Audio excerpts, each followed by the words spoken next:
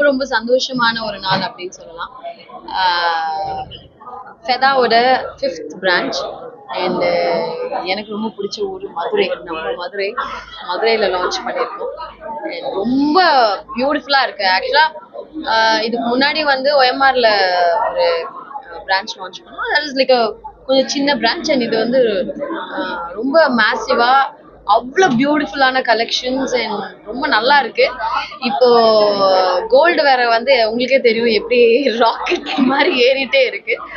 அப்போ வந்து இந்த மாதிரி ஒரு சில்வர்ல வந்து இவ்வளோ அழகா டிஃப்ரென்ஸ் கூட கண்டுபிடிக்க முடியாது. கோல்டா சில்வரா அப்படின்னு இது பாருங்க, இது எவ்வளோ அழகா இருக்கு. கோல்டா சில்வர்னா ஸோ அவ்வளோ பியூட்டிஃபுல்லான ஒரு ஃபினிஷ். ரொம்ப சந்தோஷமா இருக்கு. இங்கே மதுரை மக்களுக்கு வந்து இந்த மாதிரி ஒரு கலெக்ஷன் அண்ட் பியூட்டிஃபுல் ஷோரூம் வந்து நீங்க கொடுத்ததுல தேங்க்யூ ஸோ மச். எங்க மதுரை பீப்புள் சார்பா நான் சொல்றேன். ரொம்ப சந்தோஷமா இருக்கு. நான் மதுரையில நிறைய படம் ஷூட் பண்ணியிருக்கேன். எனக்கு ரொம்ப ஞாபகமா இருந்தது வந்து பன்னியாரம் பத்மினி நாங்கள் ஷூட் பண்ணோம். அப்புறம் காப்பே ரணசிங்கம் கொஞ்சம் ஷூட் பண்ணோம். நிறைய படங்கள் மதுரையில் ஷூட் பண்ணியிருக்கேன். மதுரையிலேருந்து இங்கேருந்து கோடை தானே இல்லையா, பக்கம் தானே. ஸோ கோடை கூட நிறைய படம் ஷூட் பண்ணியிருக்கோம். மதுரையில் எனக்கு ரொம்ப பிடிச்ச விஷயமே சாப்பாடு. சாப்பாடு அருமையா இருக்கும். அண்ட் ரொம்ப ரொம்ப பிடிச்ச சாமி வந்து மீனாட்சி அம்மன் இங்க இருக்காங்க. இன்னைக்கு கொஞ்சம் ஃப்ளைட் டிலே ஆனதுனால கொஞ்சம் மிஸ் ஆயிடுச்சு.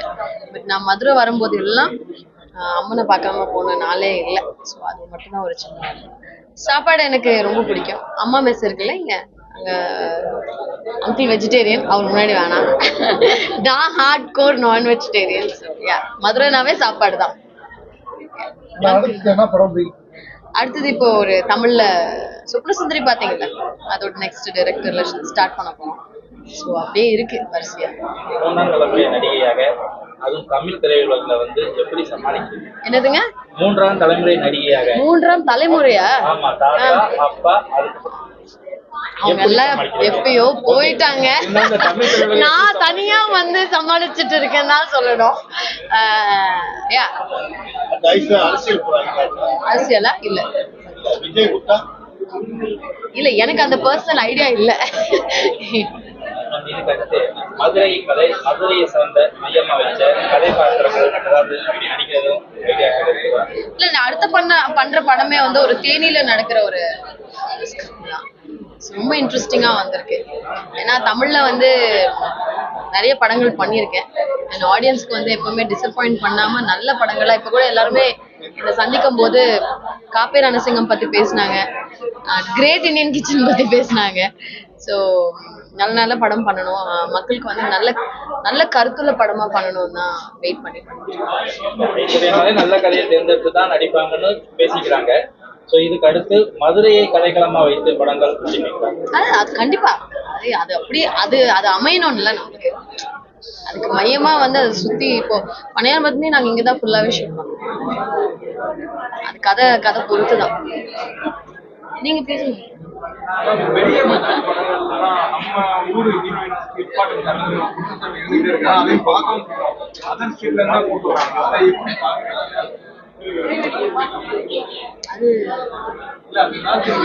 அது பல வருஷமா நடந்துட்டு இருக்கு.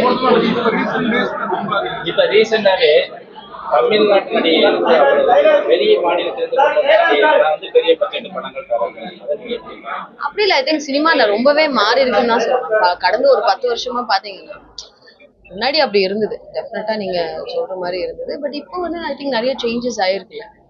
நிறைய யங் டைரக்டர்ஸ் வந்திருக்காங்க, கார்பரேட் உள்ள வந்திருக்காங்க, ப்ரொடக்ஷன் ஹவுசஸ். மொழி தெரிஞ்ச கதாநாயகியா இருந்தா, எந்த ஆக்டர்ஸா இருந்தாலுமே நல்லா இருக்கும் அப்படின்னு நினைக்கிற நிறைய பேர் இருக்காங்க. ஸோ ஐ திங்க் கிராஜுவலா நிறையவே சேஞ்ச் ஆயிருக்கு. 100% சேஞ்ச் ஆகலன்னா கூட கிராஜுவலா நிறைய மாறி இருக்கு. அடுத்தது கொடுத்துடலாம். Slow and steady wins the race. அதை நான் ரொம்ப நம்புவேன்.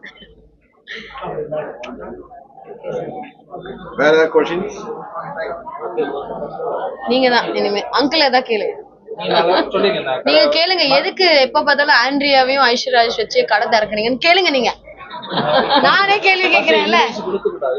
அது நீங்க தொகுப்பாளியா இருந்ததுனால கேள்வி ஈஸி கேட்பீங்க. ஒரு கைராசின்னு ஒண்ணு இருக்கு.